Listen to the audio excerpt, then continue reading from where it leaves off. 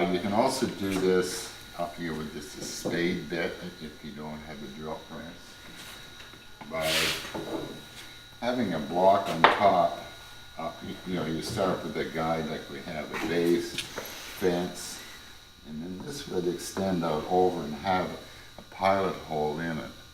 So you come down with your hand drill and the spade bit, it's being guided by this block on top and you're underneath.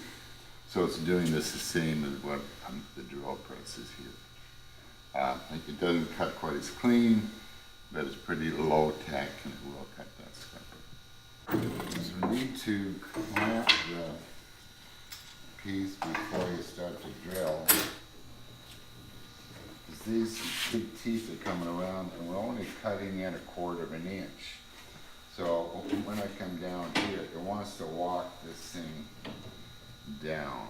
So you need to clamp it so it stays in position.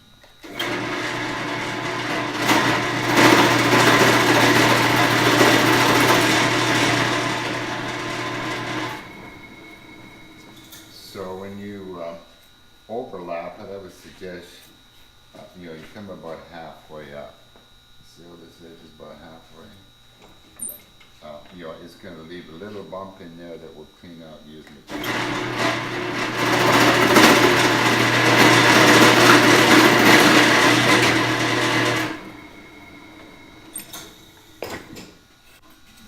So it's going to look like this. I like the drill because it leaves a nice cove in the corner. We used to use these, or do this with the dado blade where it cuts straight down and long.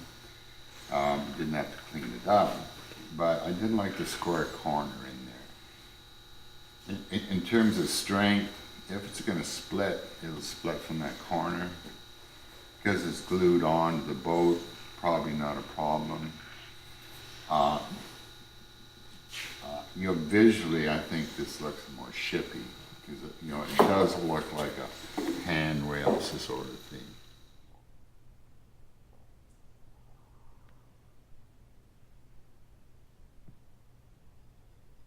I think we're right now doing it.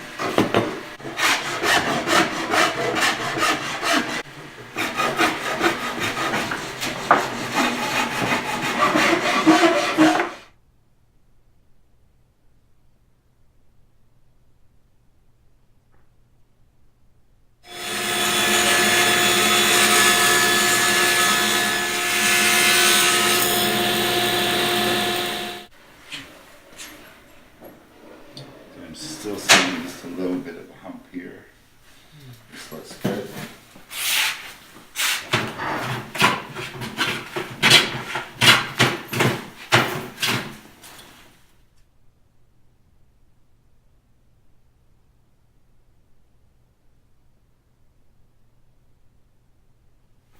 On this boat, because the stems are slightly inclined, you could probably guess at this and cut it a couple times and have it go in.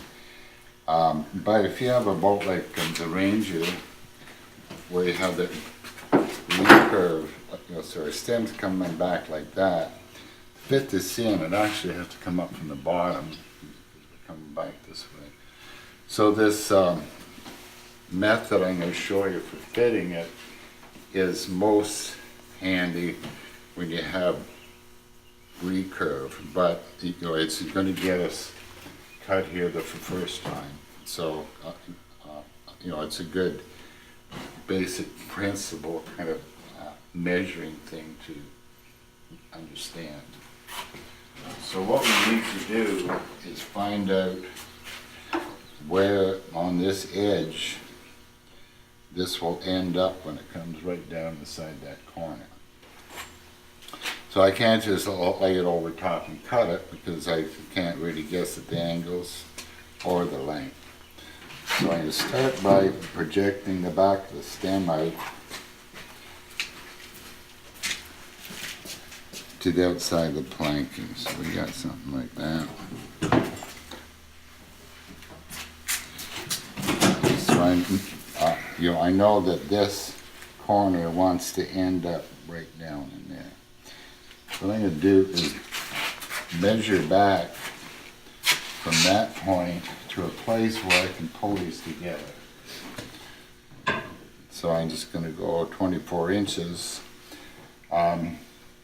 You know, it could be 18 inches, it could be 35 inches, whatever. It's as long as you know what this is, so you know what to come back on that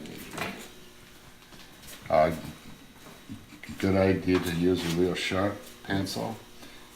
You know, a dull pencil, you know, there's big lines accumulating will be enough to throw us out there. So now I have it down, I'm going to transfer that line over that corner. Then I'm going to measure back that edge the same distance. Okay. So now I know that this point here, when I cut it, is going to fit down in there. So now we can pick up the angles.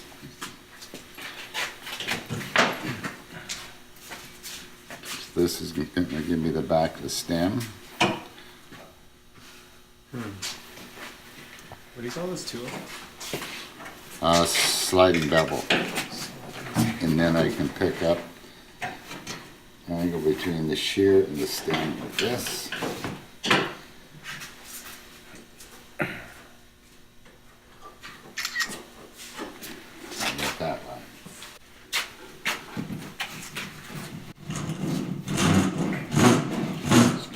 So I'm trying to split the line.